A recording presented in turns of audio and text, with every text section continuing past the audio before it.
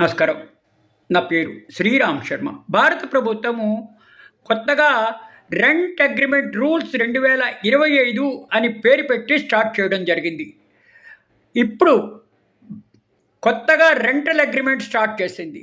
ఈ rental agreement కంపల్సరీగా sub registrar ఆఫీసులో ప్రతి వాడు రిజిస్ట్రేషన్ చేసుకు తీరాలి.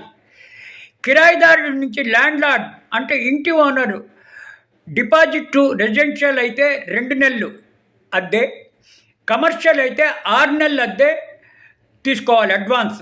అంటే ఇప్పటిదాకా ఏంటి, ఎవరైనా ఇంటి ఓనరు అడ్వాన్స్ టెనెంట్ నుంచి అడగాలి అంటే ఎంత ఇష్టం వచ్చినట్టు అడిగేవారు. 1,00,000 ఇస్తావా, 2 లక్షలు ఇస్తావా, సంవత్సరం అద్దె ఇస్తావా అని.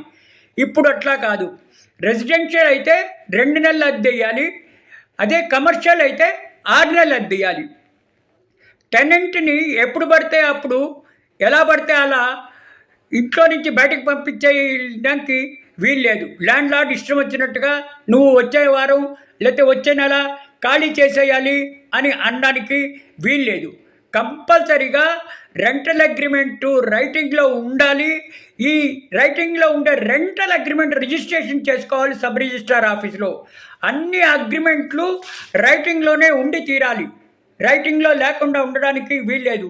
రెంటల్ అగ్రిమెంట్ అయినా 2 నెలల లోపల ఆన్లైన్ ద్వారా అంటే డిజిటల్గా రిజిస్ట్రేషన్ చేసుకోవాలి.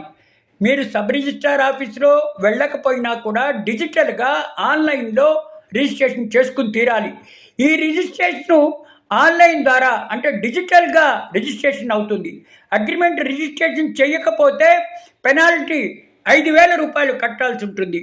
కాబట్టి దయచేసి ల్యాండ్ లార్డు, టెనెంటు ఈ కొత్త రూల్ని గమనించండి. వెంటనే రిజిస్ట్రేషన్ చేసుకోండి. లేకపోతే 5,000 రూపాయలు పెనాల్టీ కట్టాలి, ఇటు టెనెంట్ కానీ అటు ల్యాండ్ లార్డ్ కానీ. కాబట్టి దయచేసి రెంటల్ అగ్రిమెంట్ని ఇట్లా సబ్ రిజిస్ట్రార్ ఆఫీసులో రిజిస్ట్రేషన్ చేసుకోండి. సమస్యల నుంచి తప్పించుకోండి, లేకపోతే ప్రాబ్లమ్స్ని ఫేస్ చేయాల్సి ఉంటుంది.